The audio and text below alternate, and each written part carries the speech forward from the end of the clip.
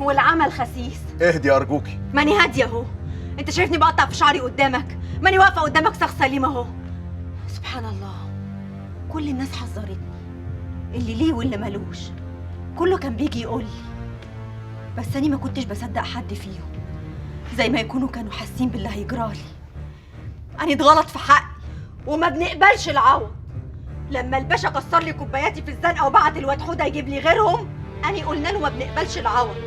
ولما كسر قلبي برضه مش هنقبل فيه العوض، عشان العوض على الله. بس برضه مش هنقول له الله يسامحه، عشان انا مش مسامحاه. وهقول للزنقه كلها، هقول للناس كلها على حقيقته. اللي عايز بقى يضحك يضحك، واللي عايز يمصمص في شفايفه يمصمص، واللي عايز يقول لي ما انا قلنا لك يا بنت، هو انت بتحبيه؟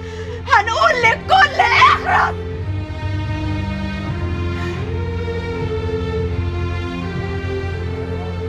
كذاب، الولد طلع كذاب.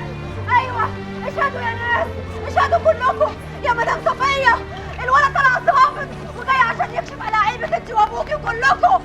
الولد طلع كذاب، الولد طلع كذاب، ايوه طلع كذاب. اعملي حاجه يا سلمى. كفايه هنا بنبوس ايدك، الناس كلها عرفت. لا، لازم الناس كلها تعرف. ما تلميش الناس علينا بقى. بس الناس كلها لازم تعرف انه كذاب. تعالي معايا. اوعي، ما حدش دعوه بيا، ما حدش دعوه بيا خالص، ما حدش دعوه بيا.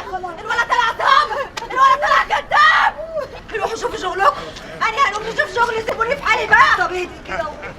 خلاص خلاص خلاص، يلا كل واحد فيكم يروح يشوف حاله، يلا زي ما قالت لكم، يلا وانتوا كمان يلا يلا.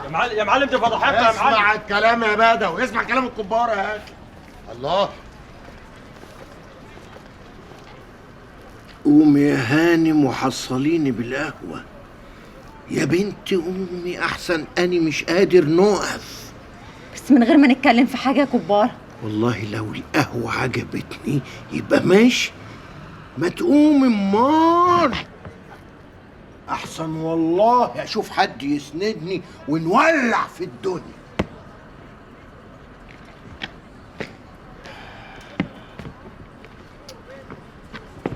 ليك حق في قلقك يا ولا. شفت يا مدام؟ ما سمعتيش كلام شكري.